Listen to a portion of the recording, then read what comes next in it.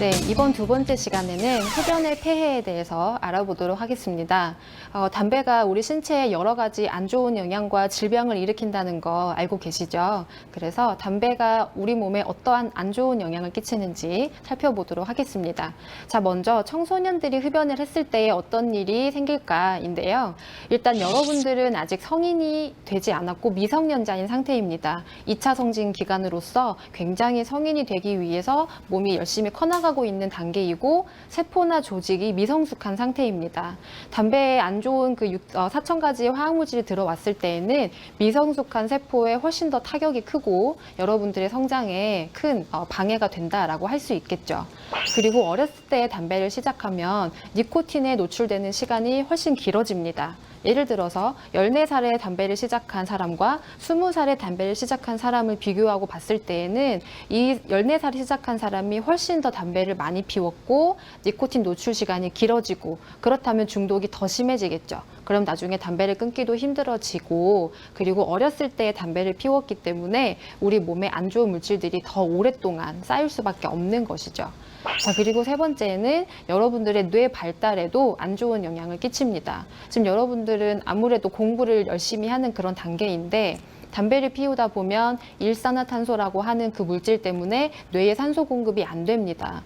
뇌에 산소가 열심히 잘 공급이 돼서 뇌세포가 발달을 해야 되는데 그게 잘 안 되는 것이죠. 그래서 학업에 좀 지장이 있게 되고 성적이 떨어질 수밖에 없는 것입니다. 그리고 네 번째는 이제 여러 가지 물질들이 쌓이고 역시 산소 공급이 안 되다 보니까 피부가 쉽게 늙을 수가 있고 그리고 평균 수명이 단축됩니다. 흡연자와 비흡연자는 보통 한 10에서 15년 정도의 수명이 차이가 나거든요. 그래서 수명이 단축될 수가 있고 그리고 여러분들 키가 크지 않습니다. 담배를 피우면 뼈 안에 있는 칼슘이 빠져나오기 때문에 뼈가 약해져서 또 역시 키가 잘 크지를 않고요.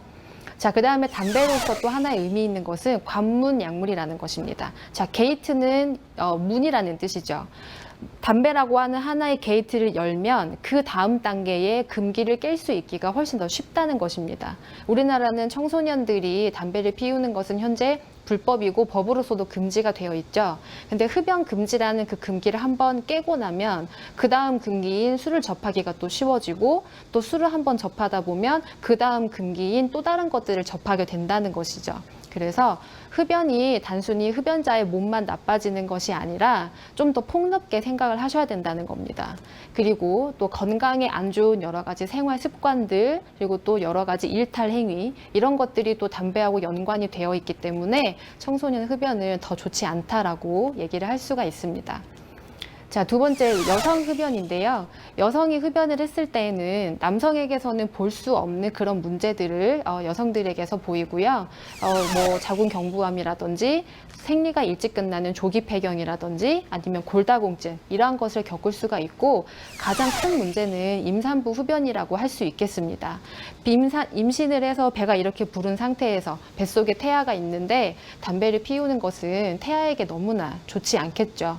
그래서 불임이라든지 유산의 확률이 2배 정도 높아지고요. 그리고 또 선천적인 기형을 가지고 아이가 태어날 수도 있고 또 저체중아 또는 일찍 태어나는 조산아 이런 부작용들이 있습니다.